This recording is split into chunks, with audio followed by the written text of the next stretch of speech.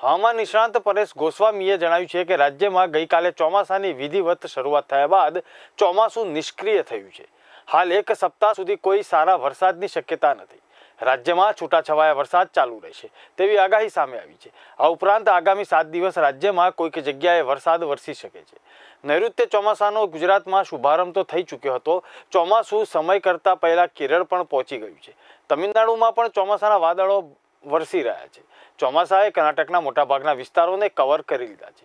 આંધ્રપ્રદેશના મોટાભાગના વિસ્તારોમાં ચોમાસાનો વરસાદ થઈ રહ્યો છે. તેલંગાણાના મોટાભાગના વિસ્તારોમાં ચોમાસું પહોંચી ગયું છે. ત્યારે ગુજરાતમાં વરસાદની થોડી રાહ જોવી પડશે.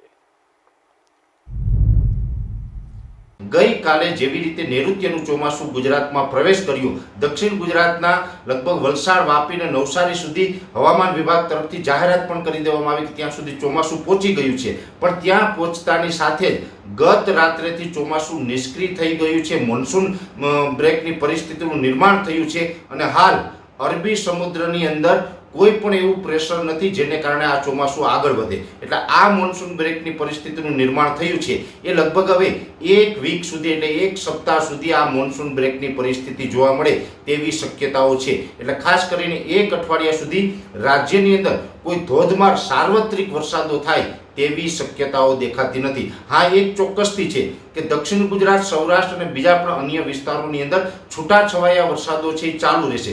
જેવી રીતે છેલ્લા 2-4 દિવસથી રાજ્યના અનેક વિસ્તારોની અંદર છૂટાછવાયા વરસાદો પડી રહ્યા છે. અનેક જગ્યાએ થંડરસ્ટોર્મ એક્ટિવિટી થઈ રહી છે. કોઈ જગ્યાએ થંડરસ્ટોર્મ એક્ટિવિટી થાય અને ત્યાં તીવ્રતા સાથે કદાચ 1 થી 2 કે 2.5 ઇંચ વરસાદ પડી જાય તો એ વિસ્તારોના ગામડાઓને વાવણી લાયક વરસાદનો પણ લાભ મળી શકે છે. પણ સાર્વત્રિક વરસાદ હમણાં નહીં જોવા મળે, છૂટાછવાયા વરસાદો જોવા મળશે.